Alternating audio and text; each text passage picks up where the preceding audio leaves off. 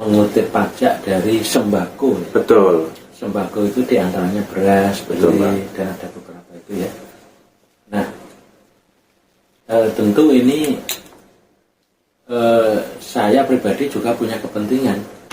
Wong urip kudu tumindak, cangkruan embongan.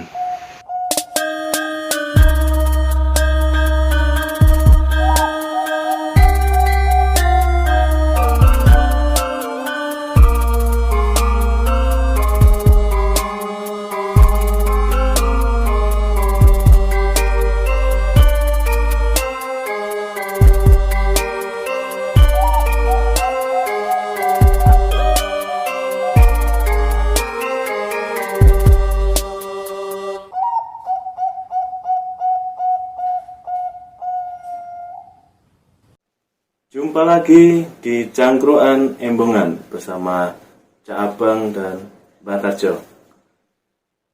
Sekarang ini banyak yang heboh menanggapi tentang adanya pajak diterapkan pada beras sebagai sembako.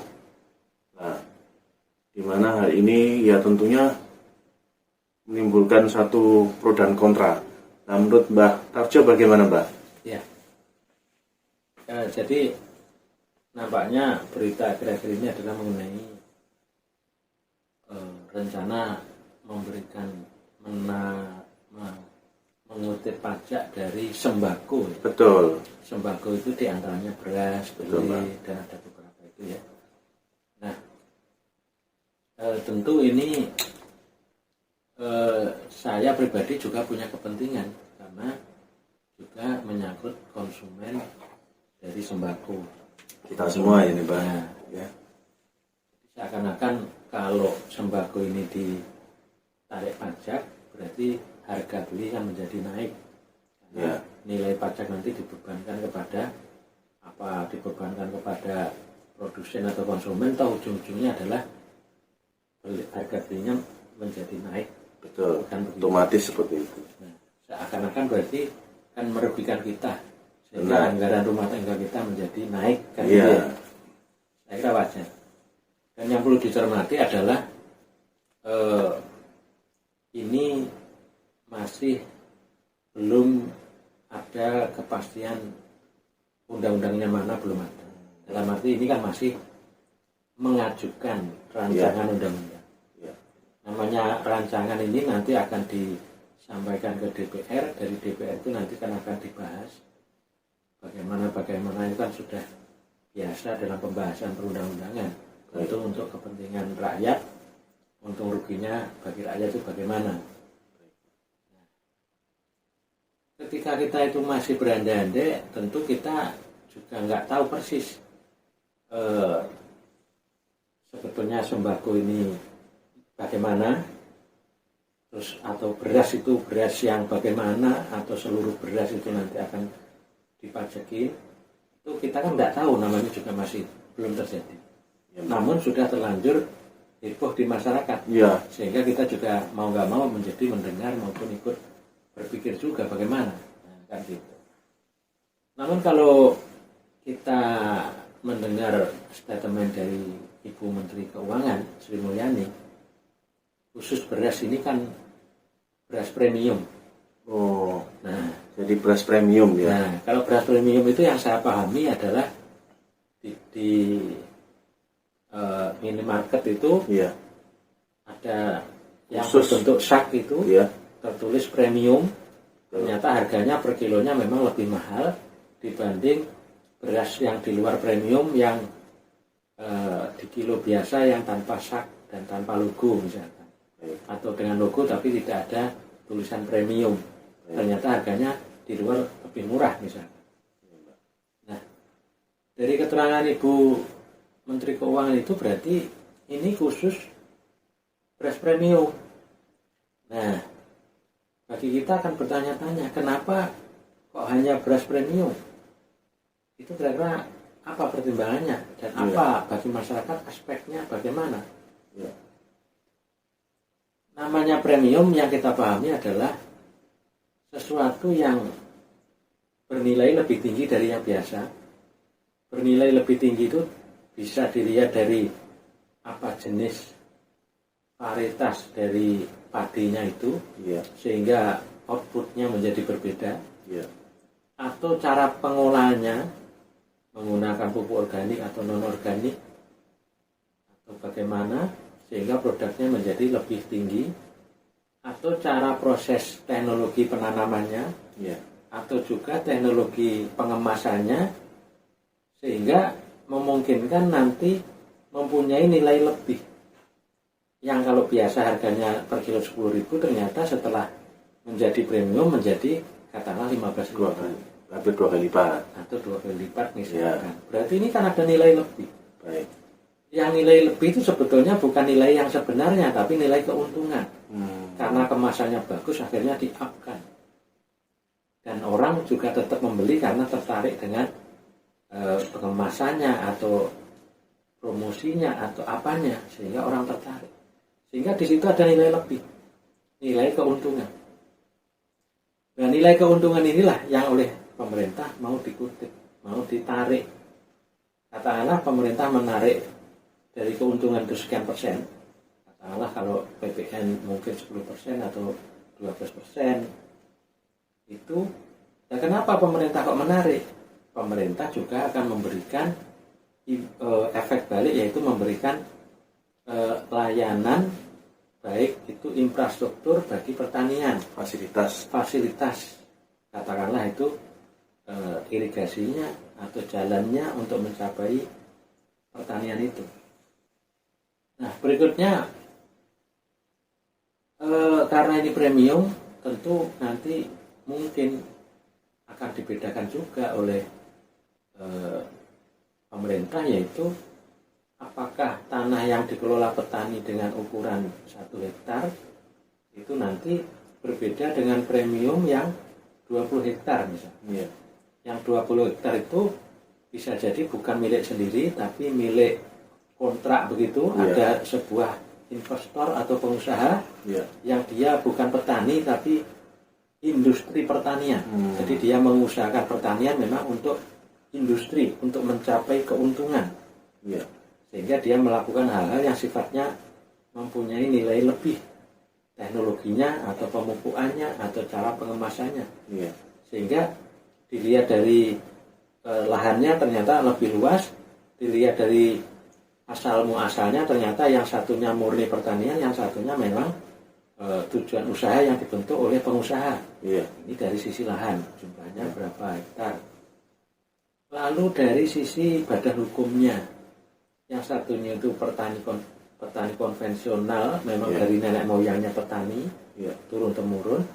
Ada lagi memang perorangan atau badan hukum memang sengaja dia terjun sebagai usaha pertanian, yang bisa jadi sebelumnya sudah atau belum, yang penting dia bertujuan adalah untuk mencapai usaha di bidang pertanian, untuk menaikkan nilai lebih dari nilai harga pertanian tadi. Kalau produknya tadi yang petani konvensional adalah beras biasa, yang diusahakan oleh industri tadi adalah premium, nah sehingga bisa jadi ini dibedakan oleh pemerintah. Nah, pemerintah itu tidak mengutip dari nilai kerugian, tapi mengutip dari nilai keuntungan, selisihnya. Nah, dari selisih itulah pemerintah mengutip. Nah, pertanyaannya, apa manfaat bagi rakyat kalau itu dilakukan? Kan itu. Yang perlu dipahami adalah pajak ini ada manfaat yang bisa dirasakan langsung oleh wajib pajak atau rakyat itu. Misalkan pajak bumi bangunan, itu yang membayar pajak kan memang menikmati langsung. Yang berikutnya adalah pajak kendaraan bermotor. Berarti itu juga menikmati langsung dari pajak. Tapi ada yang tidak menikmati langsung, yaitu ketika orang makan di restoran dikenakan pajak PPN restoran, maka yang merasakan makan tadi tidak ada imbal balik dari pajak tadi. Pajak itu bisa jadi menjadi income-nya dinas daerah, pendapatan daerah, bisa jadi itu menjadi income-nya proyek nasional, dividen pajak nasional, yang tentu ujungnya nanti akan dikembalikan dalam produk-produk pembangunan. Nah, apa berupa infrastruktur tadi, atau produk pembangunan berupa apa, berupa pendidikan, berupa segala macam itu kan tidak langsung. Nah, ketika terjadi pemungutan pajak, pemerintah akan melihat sebetulnya dari sisi keadilan. Yang diambil pajak itu adalah dari sisi keuntungan. Kalau tidak untung, tidak ada diambil pajak. Jadi orang yang usaha ternyata rugi itu nggak diambil pajak. Yang diambil pajak adalah yang untung. Nah, ketika perusahaan kecil UKM ternyata pajaknya dibedakan dengan perusahaan besar. Nah, kenapa demikian? Karena perusahaan besar untungnya lebih besar, UKM untungnya kecil, dan diharap untuk hidup menjadi lebih besar. Nanti kalau besar, pajaknya juga besar. Nah, pajak itu nanti akan dinikmati oleh seluruh negara, komponen negara kan gitu kan. Nah, inilah yang dimaksud subsidi silang. Perusahaan besar seakan-akan mensubsidi perusahaan kecil secara tidak langsung. Itulah pemerintah yang menjadi peran di tengah untuk keseimbangan adanya subsidi silang. Bagaimana yang besar membantu yang kecil, termasuk yang premium tadi. Ketika premium itu ternyata diusahakan oleh pengusaha besar, dan ternyata tidak ditarik pajak, berarti senang perusahaan besarnya, tapi bagi rakyat kan tidak mendapat income dari penarikan pajak pengusaha tadi. Artinya pengusaha berarti tidak ada pajak. Yang berikutnya adalah ketika orang yang mengonsumsi premium itu berarti secara umum kan, secara penghasilan berarti kan menengah ke atas. Orang-orang yang punya Di atas rata-rata. Kalau ternyata dia mau mengonsumsi beras yang tidak premium, berarti kan nggak ada masalah juga. Jadi orang biasa itu juga sudah tercukupi dengan beras biasa. Orang yang menengah ke atas beli beras biasa pada dasarnya juga nggak ada masalah. Tapi ketika beli beras premium ternyata memang punya kemampuan untuk membeli beras premium. Karena punya kemampuan, wajar harus mensubsidi yang tidak punya kemampuan. Kan begitu. Berarti mestinya kan adil. Dibanding daripada perusahaan besar yang mengusahakan beras premium tapi tidak ditarik pajak. Bayangkan. Ini pernah nggak kita sadari semacam itu? Nah, sehingga untuk apakah memang demikian seperti yang dimaksud Menteri Sri Mulyani, itu nanti pemerintah dan DPR kan pasti ada sosialisasi.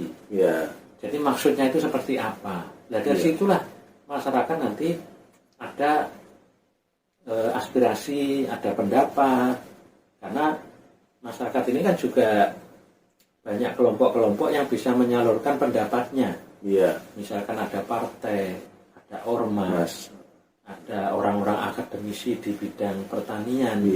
Itu akan mensoroti sebetulnya kebijakan ini merugikan rakyat atau menguntungkan rakyat. Ini dibahas secara proporsional dan keilmuan. Dan bagaimana Mbak kalau misalkan ternyata sudah terlanjur diundang-undangkan dan rakyat tidak tahu? Tidak tahu proses pembuatan undang-undang. Tidak tahu proses pembuatan undang-undang itu. Mestinya secara umum pasti tahu melalui media. Tapi kalau ini siapa tahu nggak tahu kan boleh juga ya. Berandai-andai siapa tahu rakyat nggak tahu tiba-tiba muncul undang-undang. Kalau ternyata tiba-tiba itu muncul undang-undang, itu pun juga masih ada kesempatan rakyat itu untuk melakukan pengujian terhadap undang-undang.